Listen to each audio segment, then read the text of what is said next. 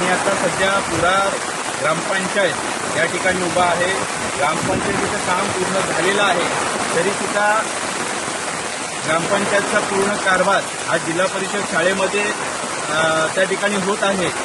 जिल्हा परिषद शाळेमध्ये हा तात्पुरत्या स्वरूपाचा तिथे वापर केला किंवा करण्याकरता त्या ठिकाणी शिफ्ट करण्यात आलं होतं। त्याचं मुख्य कारण असं आहे की ग्रामपंचायतीचं काम चालू होतं आणि त्याकरता ग्रामपंचायतीचं सर्व कारभार हा जिल्हा परिषदेची शाळा आहे त्या शाळेमध्ये होत होता।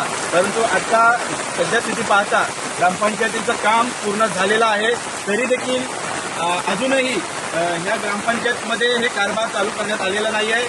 आता तुम्हाला एवढंच सांगू इच्छितो की जे ग्रामपंचायतमध्ये येण्यासाठी लोकांना नाहक त्रास होतोय, कारण ज्या शाळेमध्ये आता कारभार चालू आहे त्या ठिकाणी जर पाहिलं तर प्रत्येक ठिकाणी गलती होत आहे। अक्षरशः पाऊसच पडतो असं म्हणायला काही हरकत नाहीये। तर माझं एवढंच पुरार ग्रामपंचायत संपूर्ण बॉडी सरपंच असतील, उपसरपंच, त्याचबरोबर ग्रामसेविका या ठिकाणच्या पालवे मॅडम यांना विचारणं आहे की आपण कधीपर्यंत ही ग्रामपंचायत लोकांच्या सेवेसाठी चालू करणार आहोत की पुढे काय परिस्थिती आहे, कशा पद्धतीने त्या ठिकाणी पावसाची गळती होत आहे, लोकांना कशा पद्धतीने त्या ठिकाणी उभं राहावं लागते किंवा त्या ठिकाणी काम करणारी लोक आहेत ती कशा पद्धतीने त्या ठिकाणी काम करत आहेत। वरून पाऊस आहे आणि खाली कामकाज चालू आहे हे आपण पाहूया।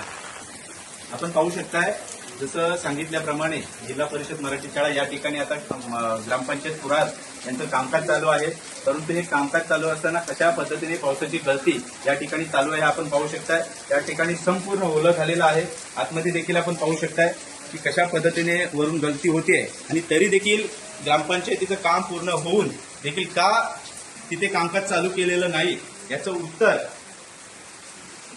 सरपंच, उपसरपंच, त्याचबरोबर या ठिकाणचे असलेले अधिकारी पालवे मॅडम यांनी द्यावं, कारण हा लोकांना होणारा नाहक त्रास आहे। जर का एवढा निधी टाकून ग्रामपंचायतीचे काम पूर्ण झालेलं आहे तर मग अजूनपर्यंत त्या ठिकाणी ग्रामपंचायतीचं कामकाज का शिफ्ट केलं गेलं नाही याचं उत्तर देण्यात यावं। धन्यवाद।